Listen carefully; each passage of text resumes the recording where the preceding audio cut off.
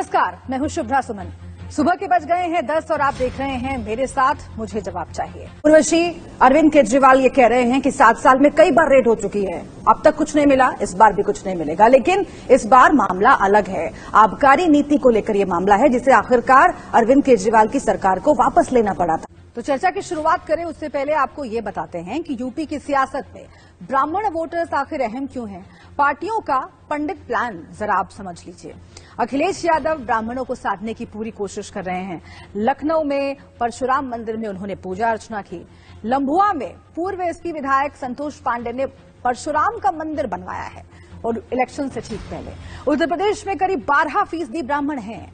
BJP का मजबूत vote ब्राह्मण समुदाय रहा है। संजय द्विवेदी जी, शिवसेना के प्रवक्ता हमारे साथ जुड़े हुए हैं। विडंबना ये है सर, विडंबना ये है कि जो पार्टी सत्ता में होती है उसका सुर बदल जाता है और जब वो वापस विपक्ष में चली जाती है तो वो भी हंगामा करने लगती है। और इसीलिए संजय द्विवेदी जी, महाराष्ट्र में सदन नहीं चलेगा, आप कहेंगे बीजेपी हंगामा कर रही है, लेकिन यहाँ पर जब हंगामा होगा तो आप उसका समर्थन करने के लिए अमर्यादित आचरण के समर्थन में उतर आएंगे आप। तो आखिर क्यों संसद को सियासी अखाड़ा बनाया जाता है और फिर भी आप लोग अमर्यादित आचरण के बारे में कुछ भी बोलने के लिए तैयार नहीं होते, क्योंकि वो आपकी सियासत को सूट नहीं करता। संजय द्विवेदी जी, नमस्कार, आप देख रहे हैं इंडिया न्यूज, आपके साथ मैं हूं शुभ्रा सुमन।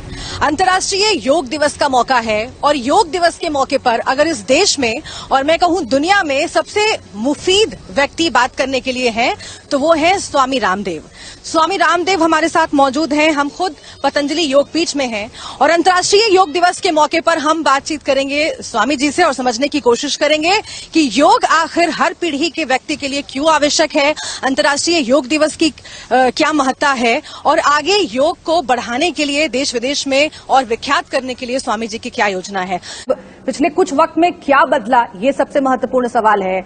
अगर आप कह रही हैं उर्वशी की सीरियसली गंभीरता से सोच रहे हैं नीतीश कुमार पाला बदलने के लिए, आज जो बैठक होने वाली है मुख्यमंत्री आवास पर, क्या अपने विधायकों का मन टटोलने की भी कोशिश कर रहे हैं? क्योंकि फिर से एक बार अगर वो दूसरे गठबंधन में जाने का निर्णय लेते हैं तो विधायकों की रजामंदी भी जरूरी है। लेकिन आरसीपी सिंह का कद बहुत बड़ा है। आरसीपी सिंह के बारे में कहा जाता है कि वो टिकट बांटने में बहुत ही महत्वपूर्ण भूमिका निभाते रहे हैं। ऐसे में ये भी कयास लगाए जाने लगे कि एकनाथ शिंदे वो बिहार के साबित हो सकते हैं। तो क्या रहेगा आज एजेंडा बैठक का? नमस्कार, आप देख रहे हैं इंडिया न्यूज, आपके साथ मैं हूं शुभ्रा सुमन। मथुरा से वैसे तो श्री कृष्ण के जयकारे की आवाज गूंजती रहती है, लेकिन इस बार एक और आवाज गूंज रही है और वो है जन्मभूमि मंदिर मस्जिद विवाद की आवाज। हम आपको हर पक्ष दिखाएंगे, हर पक्ष की आवाज आप तक पहुंचाएंगे, विवाद की तह तक जाएंगे। अगले आधे घंटे तक रहिएगा हमारे साथ, देखते रहिएगा India News. Okay, Ajay Upadhyay Congress party से जुड़े हुए हमारे साथ। अजय उपाध्याय जी, यहाँ पर मोहम्मद अमीन साहब अपील कर रहे हैं कि अगर किसी पार्टी ने ये कहा, अगर किसी पार्टी का दावा है कि वो लोगों के स्वास्थ्य को लेकर, उनकी जिंदगी को लेकर बहुत चिंतित है, तो क्यों नहीं आप लोग पहल करते हैं? क्या सिर्फ बड़ी बड़ी बातें करने के लिए आप लोग आगे आते हैं? क्या आप खुद पहल नहीं कर सकते? क्योंकि पश्चिम बंगाल में सबने देखा कि न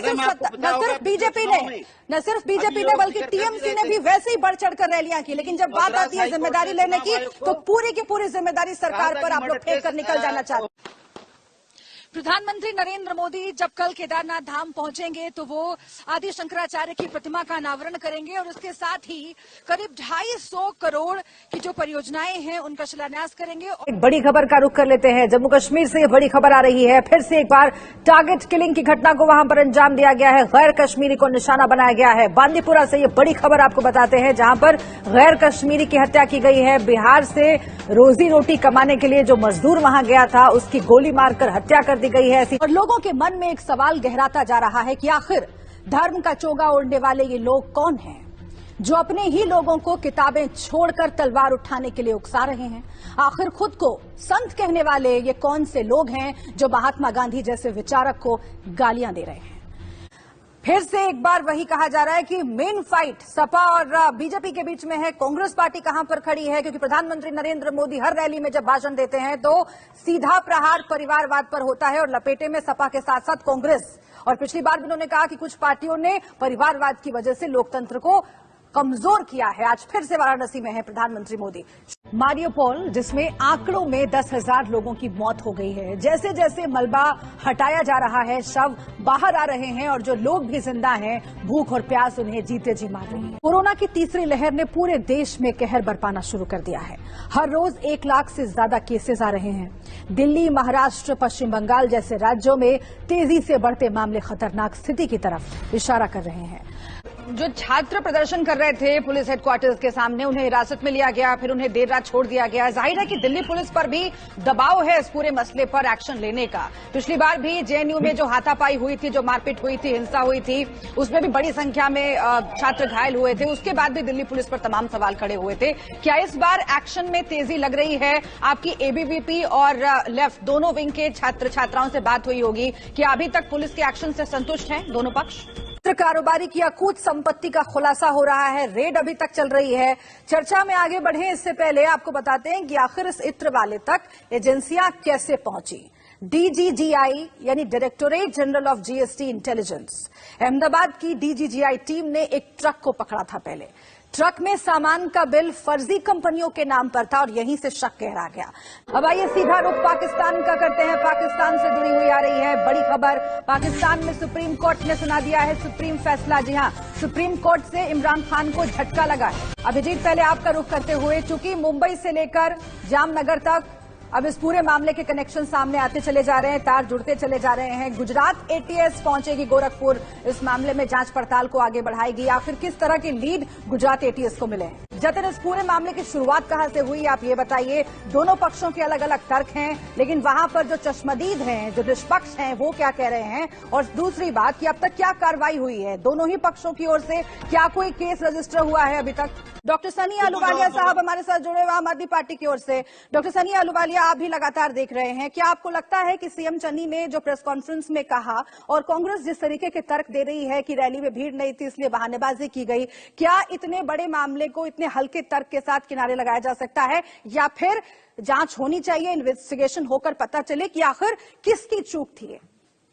एक तरफ पाकिस्तान में विपक्ष के नेता शहबाज शरीफ हैं, जो कि पाकिस्तान के प्रधानमंत्री बनने का सपना देख रहे हैं। दूसरी तरफ इमरान खान को आपने सुना, फिर से एक बार पाकिस्तान की आवाम को उन्होंने संबोधित किया और शहबाज शरीफ पर अमेरिका की गुलामी करने का आरोप लगाया और ये भी कहा कि विदेशी साजिश है, सेना से दिक्कत नहीं है, विदेश में अमेरिका में साजिश रची जा रही है जिसका हिस्सा पाकिस्तान का विपक्ष है। इस बीच अविश्वास प्रस्ताव के दौरान सरकार गिरने के डर से इमरान बैकफुट पर हैं, तो वहां के आर्मी चीफ बाजवा ने कमान संभाली है। नमस्कार, मैं हूं शुभ्रा सुमन। सुबह के बज गए हैं 10 और आप देख रहे हैं मेरे साथ मुझे जवाब चाहिए। क्या कोरोना के बढ़ते मामलों को लेकर संयम बरतने, सावधानी रखने की जिम्मेदारी सिर्फ आम लोगों की है? देश के अलग अलग राज्यों में नाइट कर्फ्यू जैसे कड़े कदम उठाए गए हैं। क्रिसमस से लेकर नए साल तक के जश्न को कोरोना ने फीका कर दिया है। लेकिन क्या आपके हक की बात करने वाली राजनीतिक पार्टियों का कोई उत्तरदायित्व नहीं है? बीजेपी और संघ के नेता लगातार हमलावर हैं, माफी मांगने तक की बात कर चुके हैं कि कांग्रेस के जो नेता हैं वो माफी मांगे। सोनिया गांधी, सलमान खुर्शीद, दिग्विजय सिंह का नाम लिया जा रहा है। आप मुझे ये बताइए कि इस देश में सरकारें बदलती हैं, केसेस के रुख बदलते हैं, ये हमसे आपसे छुपा हुआ नहीं है। मालेगांव ब्लास्ट की इन्वेस्टिगेशन अब तक की बात कर लें, 220 के करीब गवाहों को जांच में शामिल किया गया है, बयान रिकॉर्ड किए गए हैं, उनमें से 15 गवाह मुकर गए। अब अगर ये गवाह आज की तारीख में इतने सालों बाद एनआईए की स्पेशल कोर्ट में ये कह रहा है कि देखिए हमें धमकाया गया था, ये इन लोगों के नाम लेने के लिए कहा गया था, मजबूर किया गया था, आखिर कैसे मान लिया जाए? क्या ये से गवाहों के यू टर्न की तरह नहीं देखा जा सकता?